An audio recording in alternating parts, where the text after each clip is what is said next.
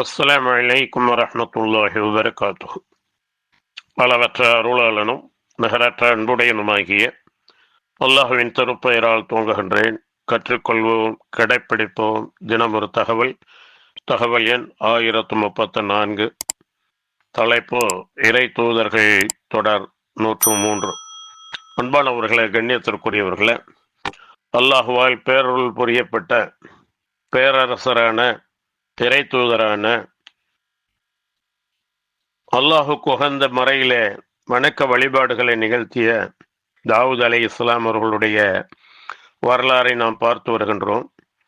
அல்லாஹ் சுப்ஹானஹு வ தஆலா இறை தூதரும் இறுதி தூதருமான உயிரினும் மேலான நபிகள் நாயகம் முஹம்மது ஸல்லல்லாஹு அலைஹி வஸல்லம் அவர்களை பார்த்து கூறுகின்றான், இன்னா வஹைனா இலைக்க கமா வஹைனா இலா நூஹின் வன்னபியீன மின் பஅதிஹி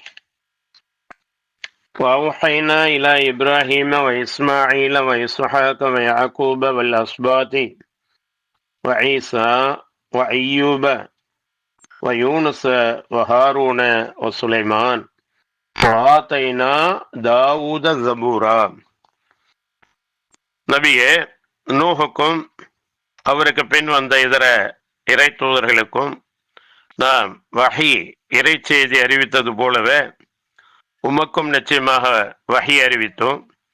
மேலும் இப்ராஹிமுக்கும் இஸ்மாயிலுக்கும் இஸ்ஹாக்குக்கும் யாக்கூபுக்கும் அவர்களுடைய சந்தையினருக்கும் ஈசாவுக்கும் ஐயூபுக்கும் யூனுஸுக்கும் ஹாரூனுக்கும் சுலைமானுக்கும் நாம் இறை செய்தி வஹி அறிவித்தோம். இன்னும் தாவூதுக்கு ஜபூர் என்னும் வேதத்தை கொடுத்தோம். 4வது அத்தியாயத்தின் 163வது வசனத்திலே அல்லாஹ் இவ்வாறு சிலாகித்து கூறுகின்றான். அந்த அளவுக்கு தாவூத் அலைஹிஸ்ஸலாம் அவர்களை தனியாக எடுத்து அவர்களுக்கு ஜபூர் வேதம் கொடுக்கப்பட்டதை பற்றி அல்லாஹ் சிலாகித்து கூறக்கூடிய இந்த செய்தி 4வது அத்தியாயம் 163 இருக்கின்றது.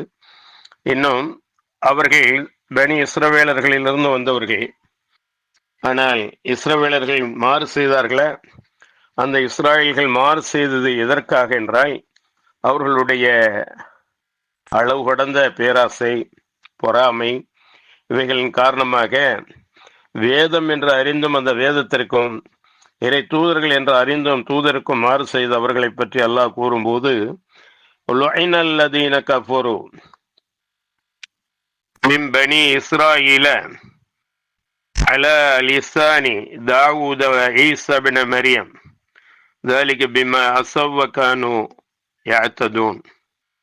அல்லாஹ் இந்த வசனத்திலே கூறுகின்றான், இஸ்ராயலின் சந்ததிகளில் எவர்கள் வேதத்தை நிராகரிக்கிறார்களோ அவர்கள் தாவூத்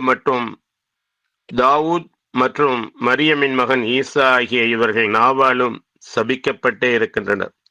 ஏனென்றால் அவர்கள் அக்காலத்திலும் அவர்களுடைய ஈசா தாவூத் வாழ்ந்த அக்காலத்திலும் வரம்பு மீறி நடந்தே வந்திருக்கின்றார்கள், வரம்பு கடந்தே பாவம் செய்து வந்தனர் என்பதை 5வது அத்தியாயத்தின் 78வது வசனத்திலே அல்லாஹ் கூறுகின்றான்.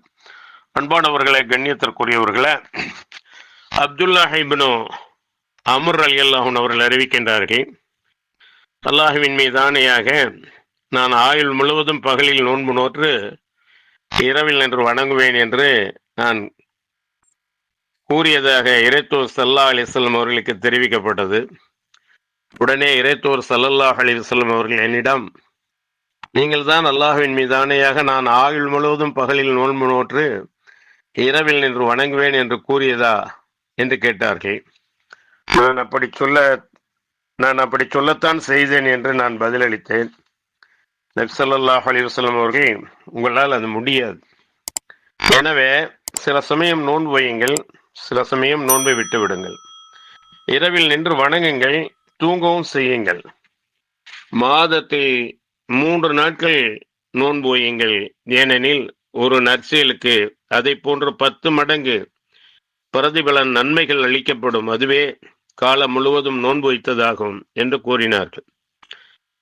அதற்கு நான், இதைவிட அதிக நாள் நோன்பு நோப்பதற்கு எனக்கு சக்தி உண்டு இறை தூதர் அவர்களே என்று கூறினேன். அதற்கு அவர்கள், அப்படி என்றால் ஒரு நாள் நோன்பு நோற்று 2 நாட்கள் நோன்பை விட்டு விடுங்கள் என்று கூறினார்கள்.